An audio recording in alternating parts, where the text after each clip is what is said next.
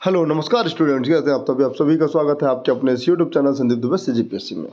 छत्तीसगढ़ में ना आरक्षण का मसला बहुत गरमाया हुआ है। उम्मीद रहता है कि आज ठीक होगा, कल ठीक होगा, लेकिन कहीं ना कहीं कुछ न कुछ समस्याएं सामने आ जाती हैं। पूरा मसला देखेंगे, आज ही नव भारत का कटआउट है। इसमें दो चीज़ों को हम लोग समझेंगे और साथ ही ये समझेंगे कि आरक्षण का मसला कब तक क्लियर होगा। चैनल में नए होंगे तो चैनल को क्या करना, सब्सक्राइब। ठीक है, हाल ही में देखो आरक्षण पर राजभवन का जो रुख है ना, में कोई बदलाव नहीं है। मतलब पहले कौन थी? अनुसुईया उइके जी। ठीक है, अनुसुईया उइके जी ये राज्यपाल थी और 76% जो आरक्षण था वो पेंडिंग रहा, क्योंकि विधेयक बनने के लिए राज्यपाल के पास या राजभवन के पास पहुंच चुका था, लेकिन हस्ताक्षर करने के लिए मना कर दिया गया उसके द्वारा, हाँ, माननीय राज्यपाल जी के द्वारा। सेम यही जो रुख है वो अभी वर्तमान में जो नए राज्यपाल नियुक्त हुए हैं, नाम बताइए? विश्वभूषण हरिचंद्रन जी। तो इन्होंने भी अस्वीकार कर दिया। पूरा मसला पढ़ते हैं। देखो यहाँ पर लिखा है कि 76% आरक्षण विधेयक पर नए राज्यपाल की जो हस्ताक्षर है वो पुनः नहीं हुई। मतलब क्या है? नए राज्यपाल की पदस्थापना हुई, मतलब ये आंध्र प्रदेश से छत्तीसगढ़ है। हमारे यहाँ की राज्यपाल महोदया मणिपुर गई। तो ये उम्मीद लगाया जा रहा था राज्य सरकार द्वारा या फिर समस्त संस्थाओं द्वारा कि भाई अब आरक्षण का मसला क्लियर होगा। नए राज्यपाल आ गए हैं, साइन होगा, हस्ताक्षर होगा, फिर 76% आरक्षण जो है लागू होगा, फिर भर्ती लागू होंगी। लेकिन ऐसा नहीं हुआ। ठीक, मुख्यमंत्री जी राजभवन पहुंचे और इस पूरे विषय पर चर्चा किए। तो उन्होंने कहा कि भाई अभी जब तक मैं इसके ऊपर पूर्णतः अपनी सारी चीज़ों को एक बार एनालिसिस नहीं कर लेता, जब तक चीज़ों को मैं समझ नहीं लेता, तब तक इसमें मैं विचार नहीं करूंगा, ये स्पष्ट कहा। ठीक, तो ध्यान में रखना इस चीज़ को कि अभी आरक्षण का मसला थोड़ा रुका हुआ है और राज्यपाल जी ना 23-24 तारीख का वेट कर रहे हैं मार्च में, क्योंकि इस तारीख को लगभग सुप्रीम कोर्ट का वर्डिक्ट आने वाला है इस संदर्भ में। ठीक, सूत्रों का कहना है कि राज्यपाल जल्द ही मुख्य सचिव के साथ बैठक करेंगे।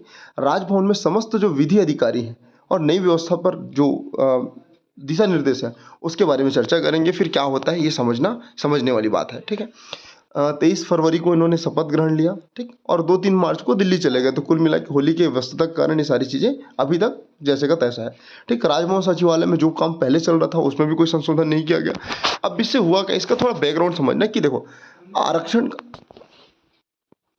देखो 22-23 तारीख को सुप्रीम कोर्ट, मतलब ये अनुमानित डेट है और हो सकता है ये 10 अप्रैल अभी कहीं देखने मिला मेरे को कि इसका डेट जो एक्सटेंड होगा, सुप्रीम कोर्ट का फैसला 1 अप्रैल के बाद या लगभग 10 अप्रैल के आसपास आने वाला है। मे भी जल्दी ही आ जाए, 23 मार्च को आ जाए सुप्रीम कोर्ट का फैसला। इस आधार पर आरक्षण की जो गतिविधि है वो आगे होगी। मतलब कुल मिला के आरक्षण का मसला महज 1 महीने से ज़्यादा नहीं चलेगा, देखना।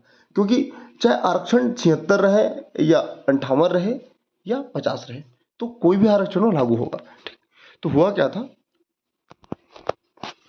19 सितंबर को जो 58% जो आरक्षण था, जो 2012 से कंटिन्यू चल रहा था, वो निरस्त कर दिया गया। ठीक है, ये विधेयक पेश करने वाले व्यक्ति का क्या नाम था?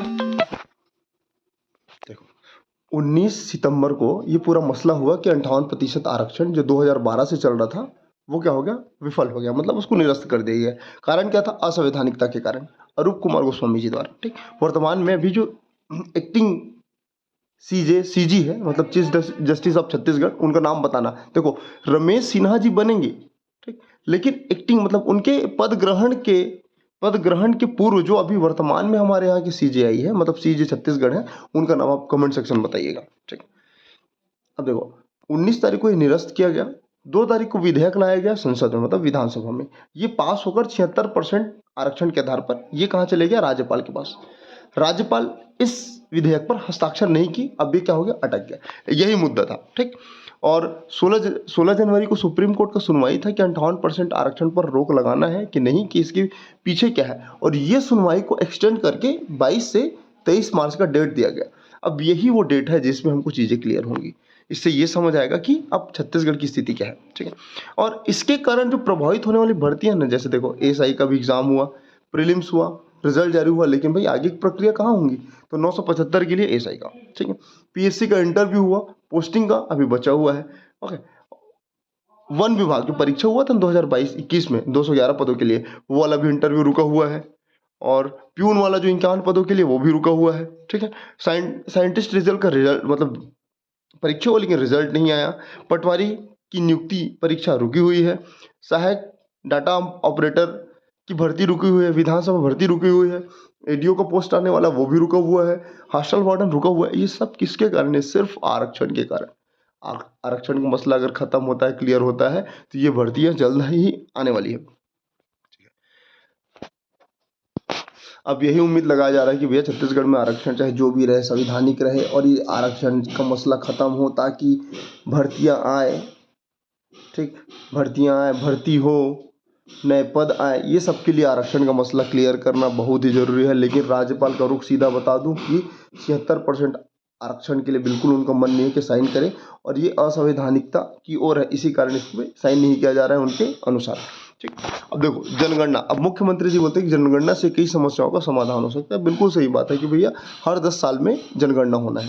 2011 में हुआ, अब 2021 में होगा। तो 2021 का जनगणना कोरोना के कारण रुक गया, तो इन्होंने पीएम को एक पत्र लिखा कि भैया महोदय आपसे निवेदन है कि कृपया करके जनगणना को प्रारंभ करवाइए, ताकि जो छत्तीसगढ़ में या पूरे राज्य में, राष्ट्र में, ठीक, जितने भी गरीबी की समस्या है या जो गरीब लोग हैं उनको उचित सुविधा या उचित योजनाओं का लाभ मिल सके।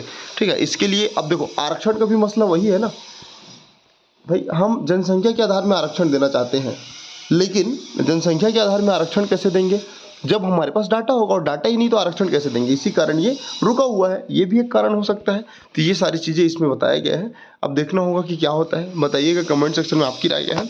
तो वीडियो को यहीं रोकते हैं। अच्छा लगे तो चैनल को सब्सक्राइब करें। मिलते हैं अगले वीडियो में, तब तक के लिए जय हिंद।